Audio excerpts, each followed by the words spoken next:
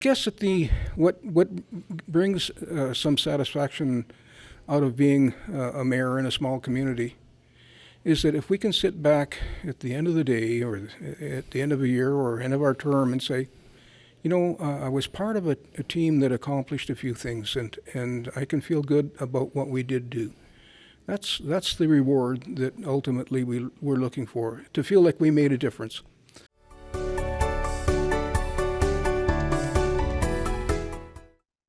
Welcome to Cross Border Interviews, the show where we dive into the insights of municipal political leaders from across Canada. Now, this show is all about two things. One, getting to know the amazing communities all across this country, and two, speaking directly to those who spend their days around the council table doing the work to make those places what they are today. For today's episode, we are honored to have recently attended the 50th anniversary of the Association of Yukon Communities, where we sat down in person and chatted with Town of Faro Mayor Jack Bowers. Across Canada, our cities, towns, villages, and rural communities are alive with stories waiting to be told. Stories of innovation and economic development, resilience in the face of the housing challenges, and the financial hurdles municipalities overcome every day. At the Cross Border Network, we bring these stories to life. From coast to coast to coast, we're connecting Canadians to the issues shaping our communities and showcasing the people working tirelessly to make them thrive. With your support, we can expand our reach, amplify more voices, and shine a light on the challenges and triumphs of municipal life. For as little as $3.99 a month, you can help us grow and continue sharing the stories that matter most. Join us today and be part of this important mission. Together, we can tell more stories, build stronger communities, and make a real difference. Support the Cross Border Network now. Visit www.crossborderinterviews.ca today. Jack, thank you so much for sitting down with me and talking about yourself and talking about the great community of Faro. Got to start by asking a simple question. Sure. Where did your sense of duty to serve your community come from? It started because I'm a mining engineer by profession. When the mining industry was in a downturn, I turned to municipal government. I worked as a public works manager in our community of Faro and then in communities both in Alberta and BC. Returned to the Yukon in 2009, worked on infrastructure projects. When I retired in 2015, my wife made it clear that now that I'm retired, I wouldn't be getting underfoot at home all the time. I had to find something to do. And to be honest, I've always had a great interest in municipal infrastructure. That's sort of my forte, the project work, making the water sewer systems work, building streets and roads. So I thought, I'm on the other, it's time to be on the other side of the fence now, on the side that gives the direction and let others do the work. So was mom and dad political, or did you get the political gene as being the black sheep of the family? I'm assuming did you always want to be a mayor of a community? Oh, absolutely not. In fact, while I was working in municipal government in various communities, and I saw some of the things that municipal politicians have to put up with, I remember asking others as well as myself, why would anybody want to do it? Sometimes it's a very thankless job. One of the things you first learn when you do become a municipal politician is you're likely going to lose friends, because even your own family are not always going to agree with decisions that you're trying to make that are in the best interest of the community. So how do you make those decisions then? Because I can imagine you want to keep friends, you want to keep family, but you have to do what's in the best interest. How do you do that? Well, I always I look to my counsel as well. I want to be the decisions that we need to make, and I don't always agree with them, by the way, because their decisions are made by resolution, by vote of council, and Sometimes when a resolution is put forward, I may not agree with it, but at the end of the day, when that resolution is passed, I will support it, which we're bound to do. Our code of ethics, code of conduct require us to do that. So it's about what's in the best interest of the community, and we don't always agree on that. But in a small community, that must be hard, though, right? Because while you may not agree with 100% of the things that are passed, because you're, as mayor, you know that not all the times you're going to win the vote either. Is it easy to understand that you're doing it for the best of the community, but sometimes you're just not going to get your way? Well, you better come to that realization quick. I'd like to introduce you to a few mayors that I know who haven't come to that realization. You have to put that behind you, Yeah. because there's other work to do. You can't let those defeats, if you call them that, burn away and fester, because it's going to not serve you or essentially the community as well as it should. I guess what brings some satisfaction out of being a mayor in a small community is that if we can sit back at the end of the day or at the end of a year or end of our term and say, I was part of a team that accomplished a few things, and I can feel good about what we did do. That's the reward that ultimately we're looking for, to feel like we made a difference. Your choices at council aren't just predicated on the will that you have inside you. It's also what you hear from the community as well. In your community, do you get a sense that people are willing to engage and talk about the issues that the community is facing? Because in my conversations with mayors like yourself, but across Canada, I'm getting a small sense that there is an apathetic nature when it comes to municipal politics. As long as my garbage is picked up, I have water, I don't care what's going on, you do it. Do you get that sense in Faro? I think that's probably true in most communities. So on those controversial issues where there's some polarization in the community, either for or against a particular issue or development, we'll see those polarized people arrive. Often when you see a large gathering in the gallery, it's because they aren't happy with something that's going on, and we're going to hear about it. And that's part of the job. We got to be receptive to what the folks are saying. At the end of the day, we still have to make a tough decision, and we may not be able to satisfy them. My sense of a definition of a successful negotiation is when both parties leave the table unhappy with the decision. So you must be amazing, Mayor, that if everyone's upset with the decisions. I want to turn to the village the town of Faro as a whole for a few seconds, if you don't mind. But before I do that, I have to give a little bit of a preamble. And if I don't, I'm going to get emails from people. So just bear with me for 2 seconds. This is a conversation between the mayor and myself. This is not a motion of council, not a direction of council, not a policy of council. This is his opinion and his opinion alone. He needs a majority of council members on that council to vote for in favor of something, to make it a motion, make it a policy, make it a direction of administration. So again, this is his opinion.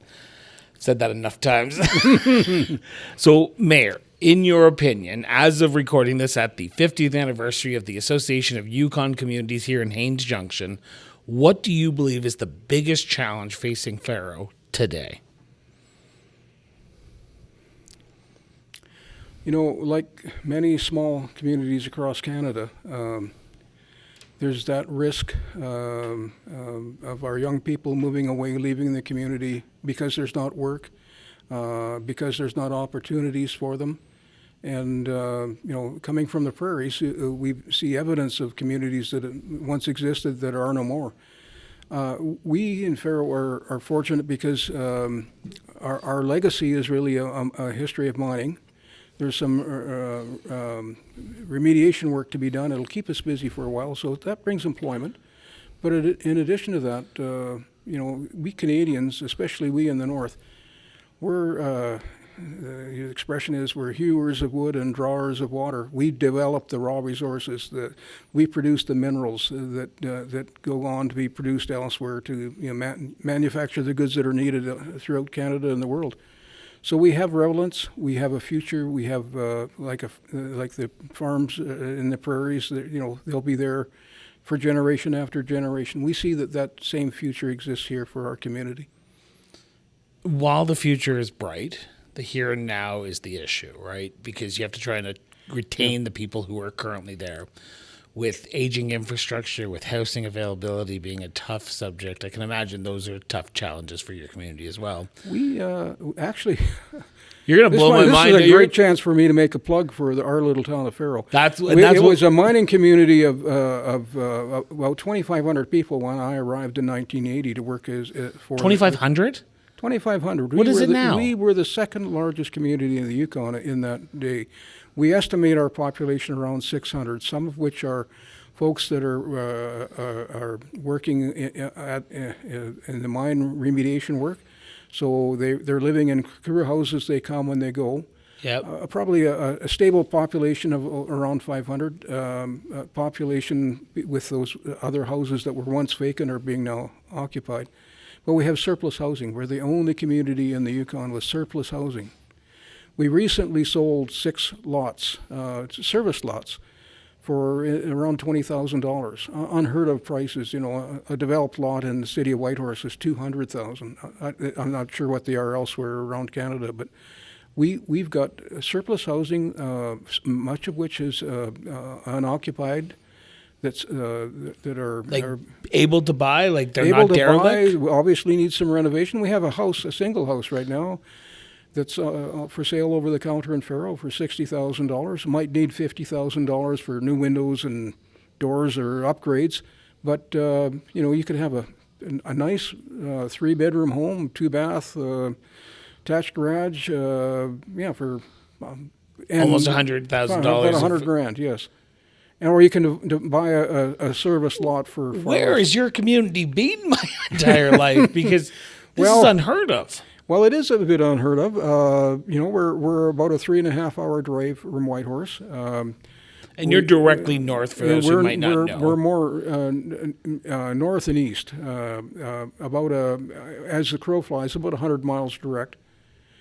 Beautiful community. Are you the furthest north municipality in the Yukon? Not by far. No, Dawson. Is Dawson a little bit further? And then one more community, First Nations community, up even further north. Okay. Old Crow. Yeah. But anyway, the housing situation is good. So we've got surplus housing. We're selling lots in the last. So people are coming. People are coming. So we've got some great ideas from this conference, by the way, on things that we can do to better market ourselves. And it's funny, I don't know if you watched the last presentation, the speaker was talking about communities that advertise themselves as the Yukon's best kept secret. Well, that happens to be our logo on our town sign as Yukon. So we all laughed. You might have to rethink that. We're going to rebrand it saying... It's a secret no more. The second best kept secret. So we talk about the challenges, and you talk about some very macro ones, right? You talk about the sort of the retaining of residents and professionals to Faro. Yeah, let me talk about 2 things. The infrastructure, which again was my forte.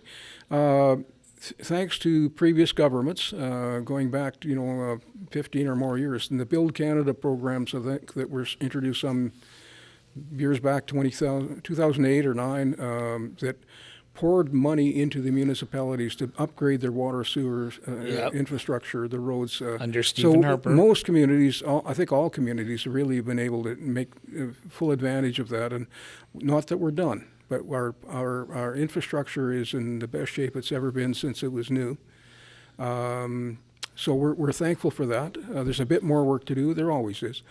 And financially, our challenge has been we've seen costs increase across the board. It started with the gas tax.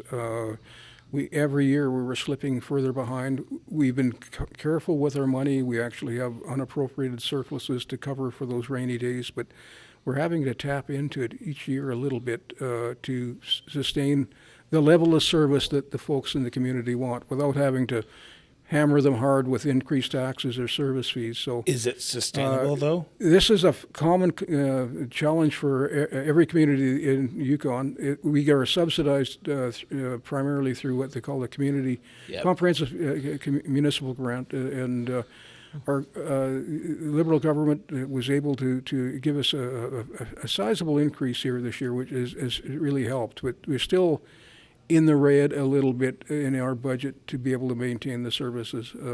So we're not quite at the level of assistance that we're going to need, nor are any other of the communities. We're hoping for, once the dust settles and this new government is in, the feds, between them and the territorial government, the additional funding that we all need will be there. That's our hope. That's our challenge. What's your opportunity then? Because it seems, and I'm not trying to play coy here, but it seems like you've got everything going right now. Like, Yeah. Is that what the opportunity is? Is it just people not knowing that Faro exists? Because I'm not going to lie, I didn't do much research because I try not to, because I want to learn from the community. But what does Faro want? What is their wishes? What are their needs? Well, we want to like any small community, we want to stay relevant. We want some assurance that we'll have a community where our children, our grandchildren can grow up in. There's a lifestyle choice. I left the Yukon for some years to work south in municipal government. Came back, and when I retired, moved back to the town of Faro to live. We arrived there when the town was booming in 1980. Our youngest daughter was born in the community. 2 of our 4 daughters have come back to Faro with their families. It's a lifestyle choice. It's a safe community. Yeah. People leave their houses unlocked and the keys in their vehicle because there's only one road in and one road out. Neighbor watches out for neighbor, and if my kids are misbehaving or we're misbehaving, my neighbors would be letting me know, and vice versa. We kind of watched out. It's that old-time small town feeling there. It's a great place, so that's the upside. It's a great place to raise a family. It's a safe community. The downside, we don't have all the services. We don't have the Walmarts and the It's Canadian. that trade-off, right? That's the trade-off. We pay a bit more for groceries, but our grocery store serves us well. We have access to the wilderness. We can leave our home on our snowmobile or our ATV, and in 20 minutes be out in the wilderness. In an hour, we can be on top of a mountain in behind us. It's a great lifestyle. Okay, so I'm coming back to the Yukon in October for the territorial elections. I'm coming up to Faro because I want to see this up close and personal. So hopefully there's a motel or a hotel up there that I can find a bed to kick back for a few days, because you're painting a vibrant picture. What tourist attractions? Is there things that people like? Why should come? Because people might be listening and saying, "This sounds too good to be true. I need to see it in person." What can you do in Faro when you're up there? Well, this coming weekend, first weekend in May, is our Crane and Sheep Festival. Crane and sheep? We have hundreds of thousands of cranes fly over at this time of year. In fact, the first flocks have already been passing through. It's a major flyway up into Alaska for the Sandhill crane that go all the way down to the Gulf of Mexico. So it's about a 2-week window. In addition to that, right in behind the town is part of the Anvil Range mountain system. So from town, you can often see Fannin sheep. They're a variant of a stone sheep or a doll or bighorn sheep. They're right on the edge of town. We have places where, especially this time of year, the snow's off the slopes, the grasses are coming up, and so the sheep are coming out on these locations where you can see them. They're protected; they can't be hunted. We celebrate that. It's sort of the celebration of the arrival of spring with the crane and the sheep being present on the mountains right in behind the town. That is awesome. I'm looking forward to seeing this. So my final question before I let you go here, because we're at the convention, you want to get back to probably break or go back to one of the sessions. What makes Faro, and you talked about it a little bit, but I want you to really give me the elevator pitch here. What makes Faro such a great place to live, work, and raise a family? Well, we have the freedoms that probably can only be had in a place like Faro or in a smaller community in the Yukon, because essentially we haven't been overwhelmed with large populations. You can go to places in Canada that are much more beautiful. Crow's Nest Pass, the Rocky Mountains. Mountains are taller, but you know what? Because of the numbers of people, the hunting, fishing, the access to the land is so restricted. We have the benefit and privilege of having access to that right out our back door, and we appreciate that. So it's the access to the wilderness. It's the simple way of life. You can choose to heat your home with a wood stove if you so choose, or oil or heat or electric heat. And it's the people still in the small town mentality that you would find in small town Alberta, Saskatchewan, throughout Canada. People still care for one another and watch out for one another. That makes Faro a great place to live. Well, I'm looking forward to visiting, and I want to thank you so much for doing this. Yeah. Greatly appreciate it, Jack. You're very welcome, Chris. We want to thank everyone for tuning in for another episode of Cross Border Interviews. Now, we hope you've enjoyed today's episode and gained some valuable insights into the world of Yukon municipalities. We also want to take a moment and thank those who made the trip up to Haines Junction, Yukon, a massive success. And to the team at the Association of Yukon Communities for having us during the 3-day convention in Haines Junction. We look forward to being back in the Yukon later on this year for the territorial elections. Now, to stay in the loop with all of the latest episodes, don't forget to subscribe to the show on your favorite podcast platform or on YouTube, and follow us on social media. For even more content and learn more about the stories and people we feature on this show and our sister shows, visit us online at crossborderinterviews.ca. Now, your support means the world to us, so share this episode with your friends, your family, and yes, even your community, and help keep the conversation going. Until next time, stay informed, stay engaged, and we'll see you next time on Cross Border Interviews. Till then.